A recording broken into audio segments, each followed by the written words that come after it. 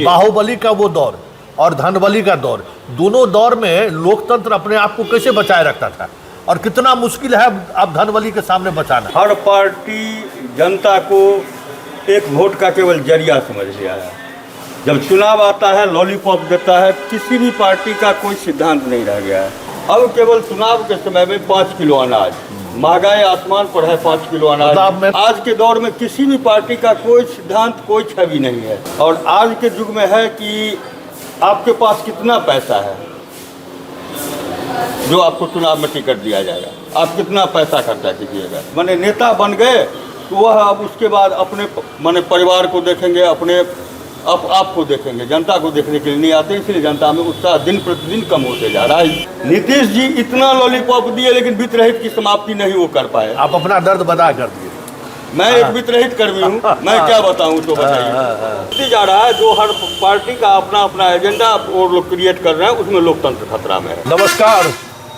चुनाव के सिलसिले में डर बडर भटकते हुए आज हम ऐसी जगह पहुंचे हैं जहां 2002 के बाद लगातार हम लोग जब कभी कोई बड़ी घटना घटती थी या फिर चुनाव होता था तो इस रास्ते से गुजरते थे। ये रास्ता सीधा दरभंगा से ये रास्ता आती है और कुशेश्वर स्थान की तरफ ये रास्ता जाता है। और इस रास्ते के बारे में अब कुछ कहने की जरूरत नहीं है, लेकिन एक वक्त था जब इस पर यात्रा के दौरान 5 घंटे 6 घंटे लगते थे 40 किलोमीटर की दूरी तय करने में। अब वो बात नहीं है। और ये लाइन होटल हम पत्रकारों का सबसे बड़ा अड्डा रहा करता था, क्योंकि दरभंगा और बेनीपुर के बीच यही एक जगह था, सुनसान जगहों पर, जहां हम लोग बैठ के कुछ बात करते थे, कुछ खाना खाते थे और कुछ चीज़ें देखते रहते थे। उनके जो उस दौर की सियासत का एक बड़ा केंद्र होता था वो होटल। हालांकि इस बार हम इसलिए कह रहे हैं कि वो चहल पहल नहीं दिख रही है। जो चहल पहल दिखती थी इस होटल में, वो चहल पहल नहीं दिख रहा है। चुनाव का जैसा माहौल भी नहीं दिख रहा है। तो जो माहौल दिखना चाहिए था वो माहौल क्यों नहीं दिख रहा है। इनके पास 40 वर्षों का एक अपना इतिहास, मतलब राजनीतिक समझदारी के साथ साथ बहुत सारी चीज़ें हैं। कहाँ गए अशोक जी? हाँ, अशोक जी बुलाइए, अशोक जी को बुलाइए। तो हम अशोक जी से बहुत सारी चीज़ें बात करेंगे। ऑफ द रिकॉर्ड बातचीत ऑन द रिकॉर्ड तो होती रहता है। ऑन द रिकॉर्ड पहली बार हम लोग बात करेंगे। ऑफ द रिकॉर्ड उस दौर में, जिस दौर में दरभंगा से 10 किलोमीटर बाहर निकलना अपने आप में एक बड़ी चुनौती हुआ करता था, उस दौर में हम लोग रात में कहे आइए अशोक जी। और स्वागत है, स्वागत है, स्वागत है। ये हमारे अशोक झाजी जी हैं और उस समय से हम लोग साथ हैं जब पत्रकारिता के शुरुआती दौर में, जब हम यहाँ पे ईटीवी में थे, 2002 की बात करिए, तब से हम लोगों का रिश्ता बना हुआ है। और हर चुनाव में या फिर कोई बड़ी घटना घटी तो फिर इधर अगर आना हुआ तो हम लोग समझिए कि जंक्शन पॉइंट है। अशोक जी, एक बात इस बार दिख रहा है जो पहले कभी नहीं दिखता था, कोई उत्साह नहीं है। ये सर, उत्साह नहीं होने का कारण हर पार्टी जनता को एक वोट का केवल जरिया समझ लिया है। जब चुनाव आता है लॉलीपॉप देता है, किसी भी पार्टी का कोई सिद्धांत नहीं रह गया है। जनता अब इससे उब चुकी है, इसीलिए जनता में उत्साह नहीं है।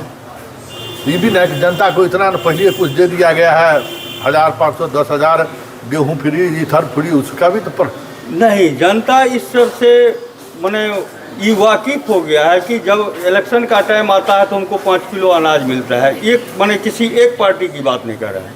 हाँ। अभी जो हमारे समझ में, जो मैं 1984 से जब वोटर होने लायक नहीं था, वोटर मैं 89 में हुआ था, उस टाइम से यह देखते आया हूँ कि पहले किसी पार्टी का कोई मैनिफेस्टो होता था, उसको वह लागू करता था। अब केवल चुनाव के समय में 5 किलो अनाज, महंगाई आसमान पर है, 5 किलो अनाज। अब मैनिफेस्टो का कोई चर्चा नहीं है, मैनिफेस्टो का कोई पालन नहीं किया जाता। कुर्सी दे दीजिए आराम से। सब आदमी वोट के लिए अपना हर पार्टी, पहले पार्टी में आदमी देखता था जो हमारे पार्टी में यह कितना दिन का माने इसका योगदान है, क्या क्या योगदान है, इसका क्या छवि है। आज के दौर में किसी भी पार्टी का कोई सिद्धांत, कोई छवि नहीं है। अच्छा, उम्मीदवार चयन में कार्यकर्ताओं को महत्व रहता था। और मैं 1995 के चुनाव की बात कह रहा हूँ। 1995 में एक हमारे मित्र स्वर्गीय गणेश ठाकुर हुआ करते थे, वह कांग्रेस के टिकट के लिए गए थे। उनसे जितना मैनिफेस्टो मांगा गया, जितना मैनिफेस्टो का था, जितना उनको बायोडाटा मांगा गया कि आपने क्या क्या संघर्ष किया, और आज के युग में है कि आपके पास कितना पैसा है जो आपको चुनाव में टिकट दिया जाएगा, आप कितना पैसा खर्चा कीजिएगा। तो जनता का उत्साह रह किस बात का जाएगा। सब महंगाई से त्रस्त है। यह मैं कोई बिहार की बात नहीं कर रहा हूँ, जैसा मेरा अपना समझ है। हर जगह वही होता है कि जब माने नेता बन गए तो वह अब उसके बाद अपने माने परिवार को देखेंगे, अपने आप को देखेंगे, जनता को देखने के लिए नहीं आते। इसलिए जनता में उत्साह दिन प्रतिदिन कम होते जा रहा है, जो भविष्य के लिए बहुत खतरनाक संकेत है। लोकतंत्र के लिए सही संकेत नहीं, हमारे समझ में नहीं संकेत। अच्छा, एक तो धनबल का, आप तो बाहुबली का भी दौर देखे हैं। बाहुबली का वो दौर और धनबली का दौर, दोनों दौर में लोकतंत्र अपने आप को कैसे बचाए रखता था, और कितना मुश्किल है अब धनबली के सामने बचाना।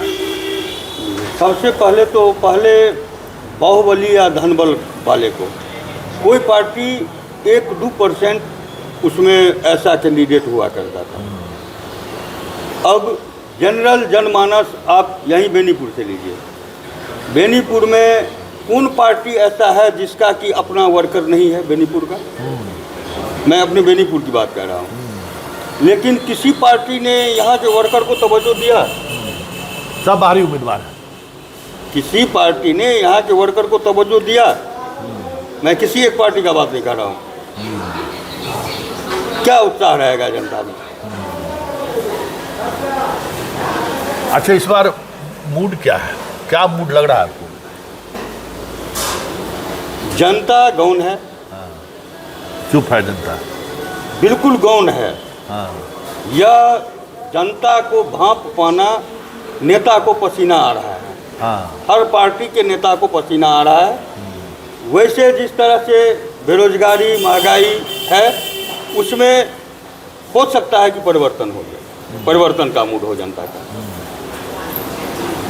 लेकिन इसके आधार पर वोट कहाँ होता है? वोट हो इस आधार पर तब ना। अब एक दौर था जब मिथिलांचल पूरी तरह से नीतीश कुमार मतलब लालू यादव के साथ था, हटा तो अब नीतीश कुमार के साथ हो गया। भाई कोई बदलाव के लिए कोई उस तरीके की बात हो तब ना।